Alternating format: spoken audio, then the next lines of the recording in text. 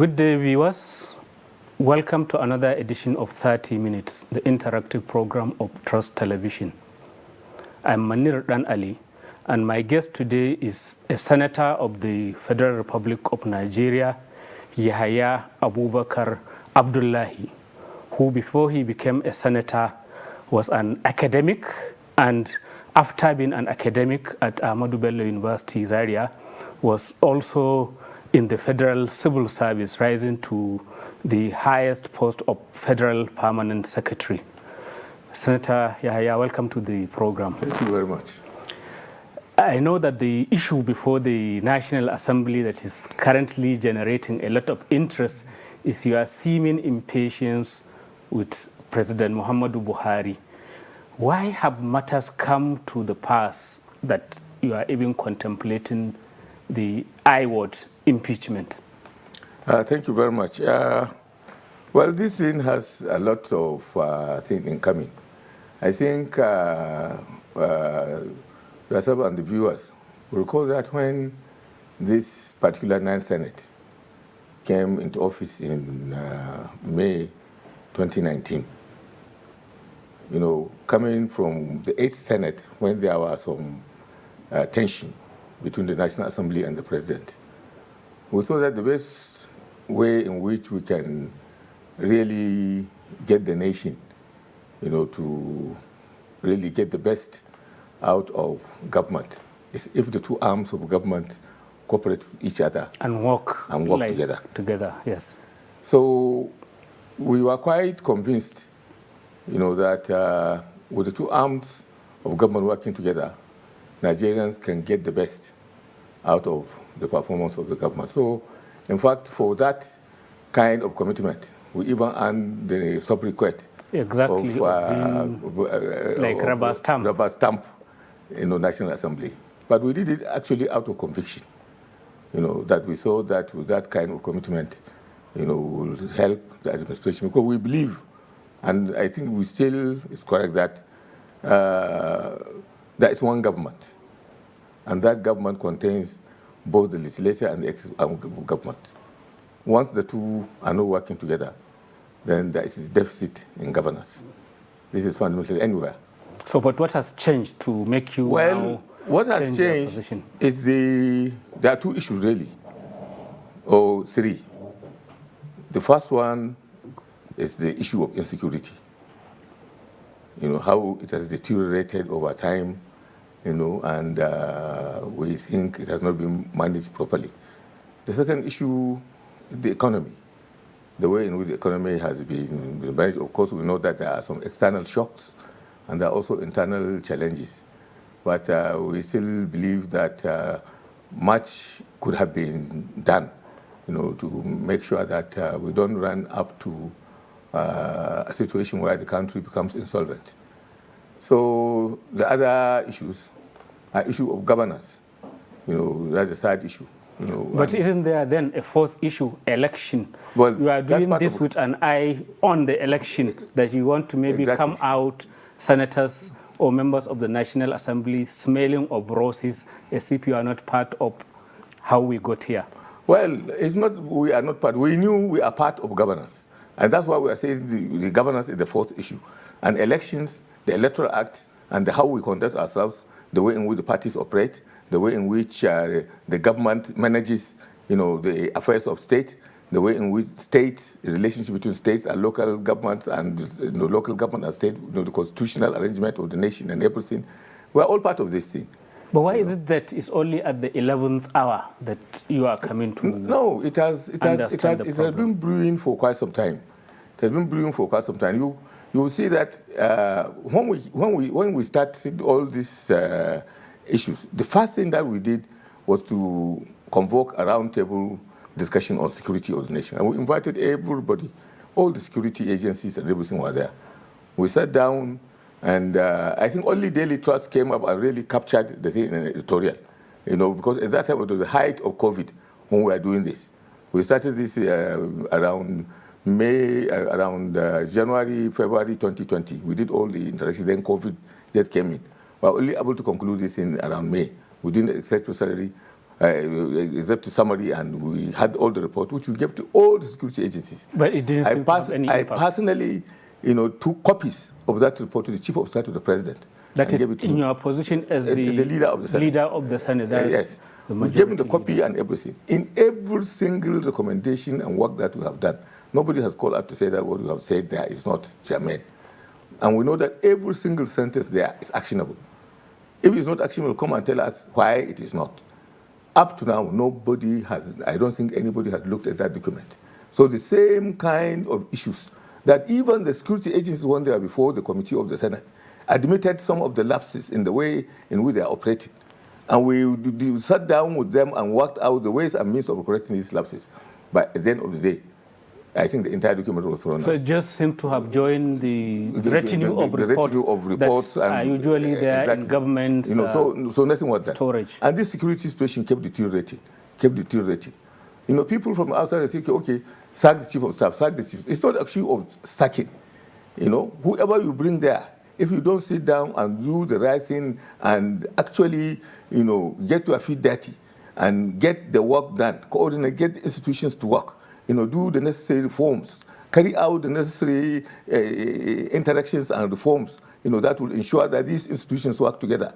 The intelligence agency collect the right actual human intelligence from electronic intelligence, everything, so that you can sit down and really monitor.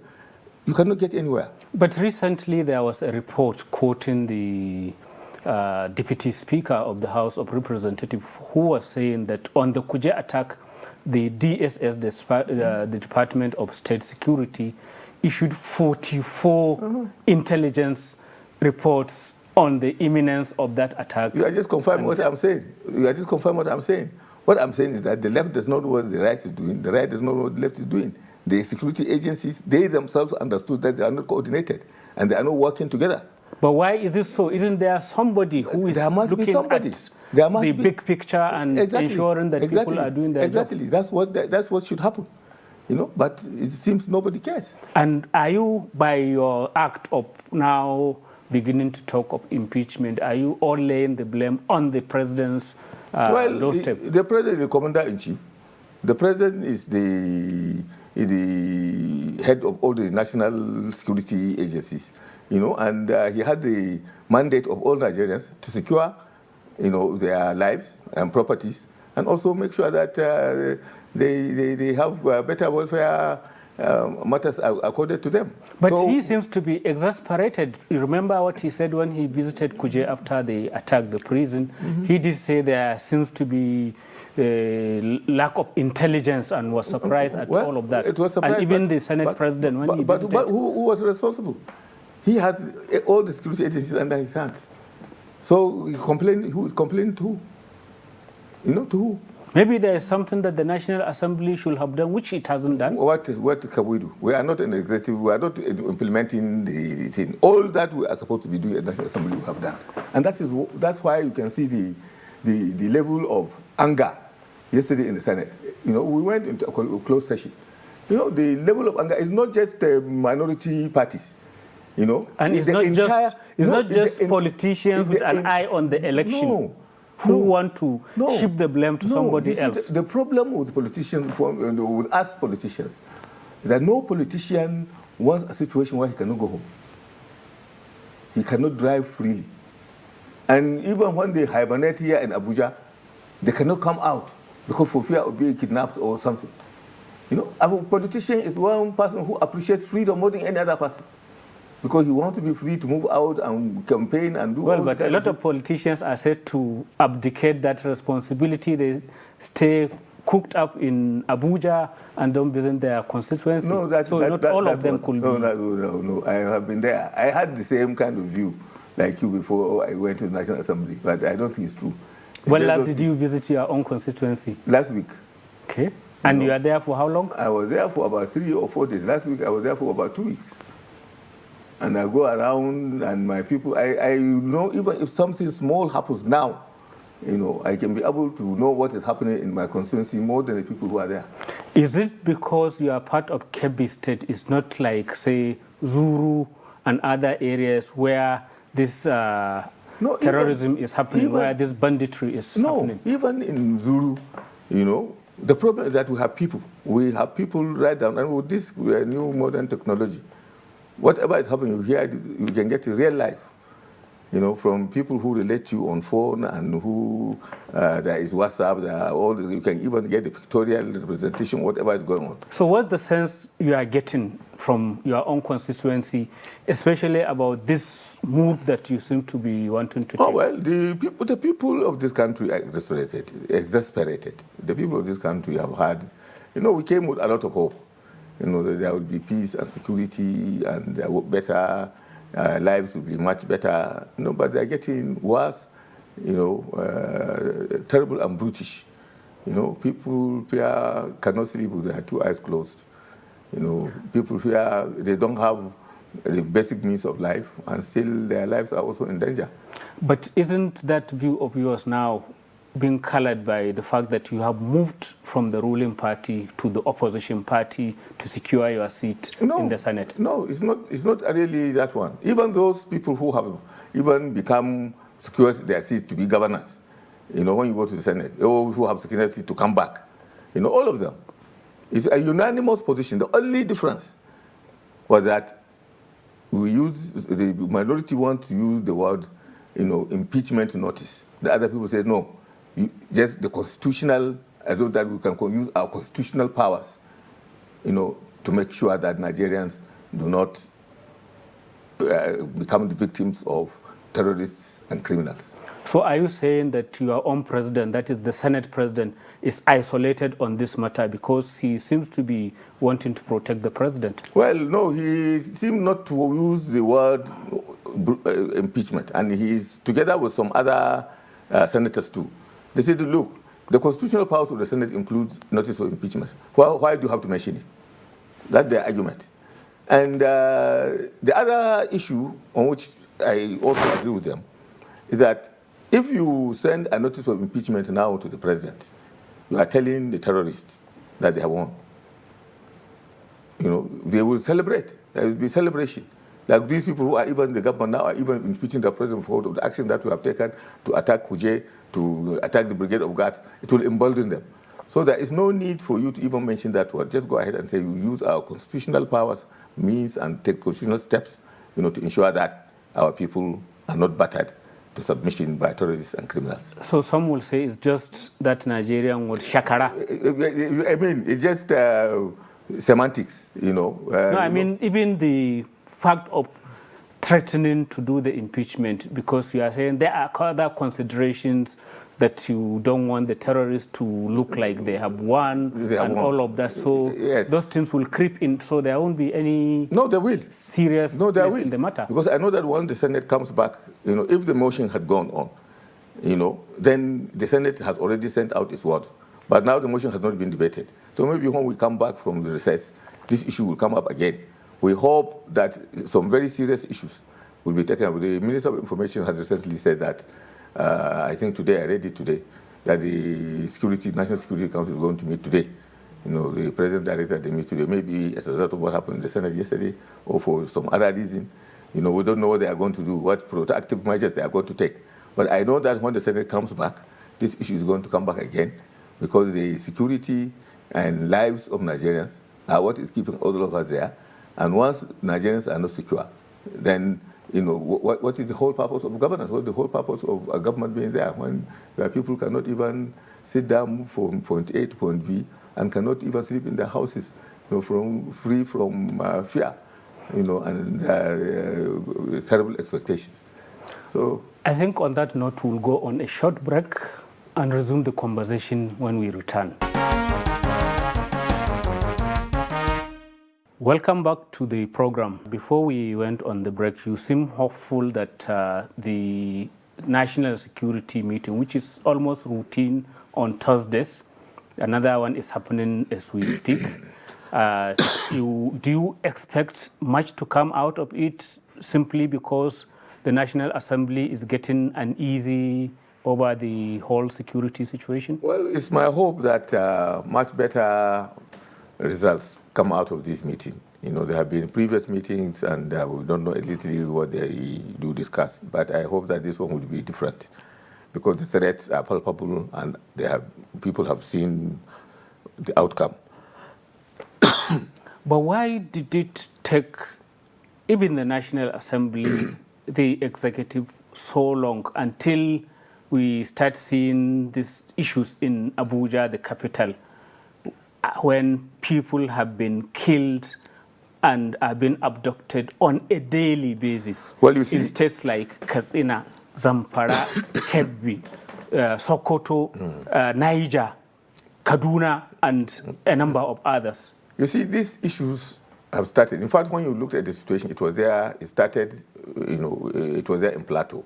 Then it graduated to Bauchi. Then it became Boko Haram, a much wider thing. Then something like that was taken off again in Kano. In Zaria, this Ansar, came up around Zaria, Kaduna, and all this thing. So the issue that, the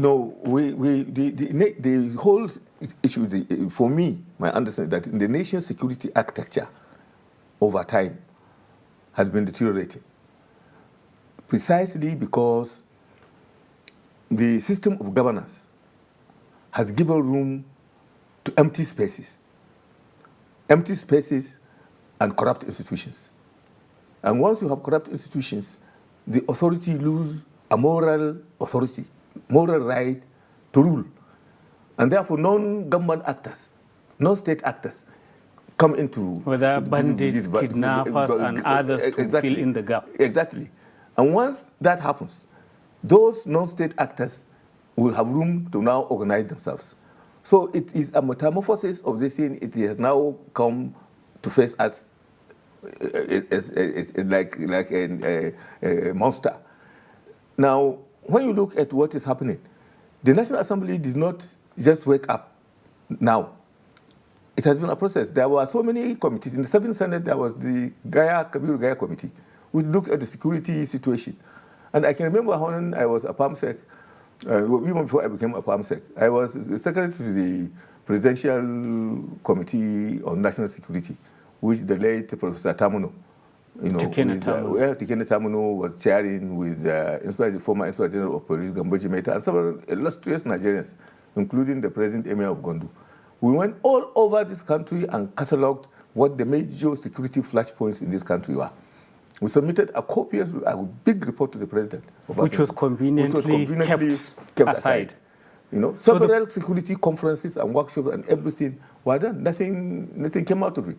So you are suggesting that the Nigerian state is so weakened, so indifferent to what is going on, except when it's stressed to its survival, exactly, nothing gets done. Now the thing has gotten done because now the albatross has come out, the monster has come out with its fangs open. To the extent that even some of the ragtag people are threatening president, to kidnap president, to kidnap governor. I mean, who could have thought? Do you see it as just laughable as the information minister is saying? No, it's not laughable. It's not laughable. It's that they have become so emboldened, because of my own thought, because of the their own perception, of the weakness, of government and complete lack of coordination, of action. Now, go to state governance. When you go to the level of state governance, the entire structure of state governance has collapsed. And this is after the state governors and the state governments have more or less abolished or taken over the local government structure. They have taken over the local government, and that's the problem, because they are not even there to govern. They have weakened the local authority structures. So as somebody who has studied it, because your PhD is on rural sociology, yes, and you can see the effect of this for a long time. I mean, now a lot of people have been pauperized, people have been killed, they have sold their properties to get back people who have been kidnapped. The whole area is now depopulated. Exactly. Where do we begin? What is to be done? Well, you have to sit down and rebuild the system of governance. You have to sit down and get back You know, now, for example, take a small village head. The entire structure of governance stays at the ward level. And at the ward level, the people who are ward councillors are just people who are cutting their teeth in politics. What do they know? What kind of people? That's why in the report that we have sent to the government, we said that you rebuild the security architecture so that you include all those people, you know, the clerics, every unit of governance will have a security council. You know, and then you include the traditional authority structure, build it down there because, you know, now take a situation, a ward head or a village head in the rural area. He will wake up in the morning, he doesn't even have 10 naira. Any terrorist who can come and give him 100 naira will take over the state. So that is what maybe explains even the Endo Tondaji giving exactly. a traditional title to a well-known terrorist. Because how are you sure that that man is responsible for his own security and for what he uses to even feed his own family? Yeah, also now bandits are the people who determine whether you farm or you don't. People just don't know the extent of this the dysfunctionality of the state. What has gone on? That is the palpable fear. You know? But it appears as if the political leaders and even the civil authority, I'm talking of the civil service, appears too weak to do anything. Why the civil service? It's not there. No, tell me how many state governments, tell me ministries, works, housing, rural development, electricity, all these kind of things. Tell me in which state government do these operations, the state civil services, they have completely broken down. Most of the governors have migrated from the state and come to Abuja. And then the economy is in such a bad how shape. many governors stay in their state governors lodge, 20 days in a month, continuously. But then what are you, the political leaders, what are you doing? This problem is so clear, you are just telling us you are cataloging we are saying, that's why we are saying. We have go and read the report that we have. Yeah, but the report is kept somewhere and no action is done. That's the danger. You see, that's the danger. That's the danger. It's not that we don't know. But those people who are supposed to act on that kind of thing, there is the level of commitment, political commitment to public service, and political commitment of politicians, to getting this thing done. That's the kind of thing that is not there, either out of complete ignorance or lack of appreciation of the dangers that we face going forward. But with this kind of serious challenge... And also to add, yes. Also, the issue of political recruitment. What are the character of the people that you recruit through? And that's why we have always insisted that if you have political institutions and political parties, they are the primary vehicle for recruitment. But the members of the party now have been completely disenfranchised. The governors have taken over. So there is no need for you even to be a member of a political party. And that, because it's the governor who determines who votes who becomes what, who occupies which office, who goes to the National Assembly, who goes to Senate. He's the one who will change the delegates, who won't determine. That's why we insisted, that there should be direct election. But why are our institutions so weak that there is no check and balance? You have the legislature, at least the national legislature has some balls. It can take decisions, it can maybe take a position. Now you are even threatening to impeach the president. But you cannot even imagine that happening in any state. How many state governments can even threaten that? How many state legislators can even do that? Because they are handpicked by the governors who they are supposed to supervise. And for us, with the way these kind of primaries have gone, if we are not lucky, those people who are going to come in the future in the House of Representatives and it's also in the Senate would have no balls to even do what we are doing today.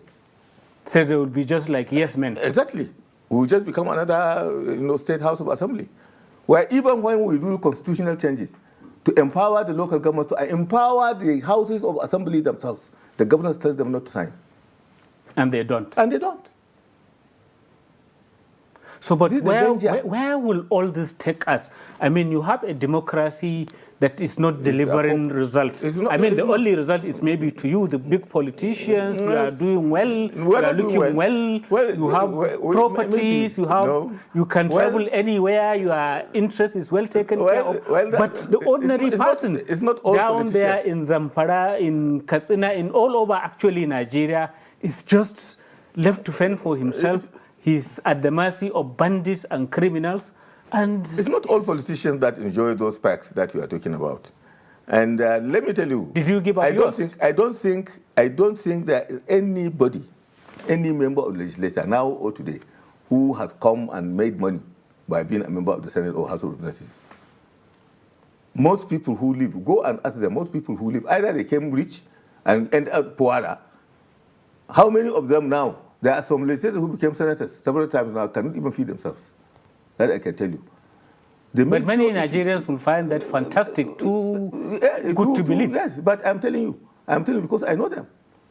But what I'm telling you is that it's the system, the commitment to the management of the political system and the commitment to ensure the security and welfare of the people and the lack of capacity to understand. People think that they know what they don't know. What you don't know, you don't know. Try to know. If you want to lead, you must also have the mental capacity to understand what is going on. And also you have the commitment. You have to have the commitment to make right what you think is wrong. To come back to the issue, do you feel as if you could actually impeach President Buhari? Because so far, all attempts in that direction, I mean, not him, with Obasanjo, they didn't get very far. We don't know whether it will happen. But one thing that I can tell you, the former leader of the Senate, even during the time when it came to the when we were talking about the direct primary and indirect primary, the senators wanted to override the president's veto. People who are there, the ministers were running helter-skelter because the ministers and the governors, were trying to prevent the direct primary because they don't want to empower party members to elect delegates, and the whole thing ended. How the whole thing ended. You buckled. No, we didn't. Unfortunately, the House was not sitting because we have to do it together with the House. But I was the one who was collecting the signatures. In the Senate, we collected on that day alone, we collected more than 85 signatures who agreed, to override the veto of the president. But it didn't happen because the lower house... the House was not there at that time. So by the time we went on recess, we came back, there were some negotiations and things were done there, and we made some amendments, which we sent so that America would promote it. But what I'm telling you, from what is there now, and from what I could see in the Senate, it's just a question of language, semantics. No, but what I mean is, again, don't you think similar thing will happen? This thing, the tampers will calm down, and then you'll forget about the villagers who are being killed. You'll forget about the difficulty that Nigerians are facing. You'll forget about the fact that now we have incurred so much debt that all our revenue is going to just pay all the debts. With the revenue cannot even pay your debt. So you cannot even pay salaries. You cannot even pay salaries. So I don't know even how you are going to make the budget of 2023. You have to really even thank the National Assembly, because this National Assembly is the one that really made the legislations that ensured that we came out of 2 recessions. But at the end of the day, as they say, the test of the pudding is in the eating. People are hurting. Nigerians are hurting. Yes. And then the National Assembly seems to be playing politics, is taking this populist position, and then it will come down, and then things will just continue the way they are, in spite of the dire challenges facing the country. Well, I cannot predict what the National Assembly is going to do, because whatever we do is a game of numbers, and whatever is going to happen, it has to happen in a concerted understanding between the House of Representatives and the Senate. But I can tell you that from the mood that I have seen, and the Senate that I know, the people who are running the executive arm of government, sincerely speaking, really have to sit up because anything could happen. On that note, we've come to the end of this edition of 30 Minutes. Thank you. Viewers, we've come to the end of this edition of 30 Minutes. Keep a date with us.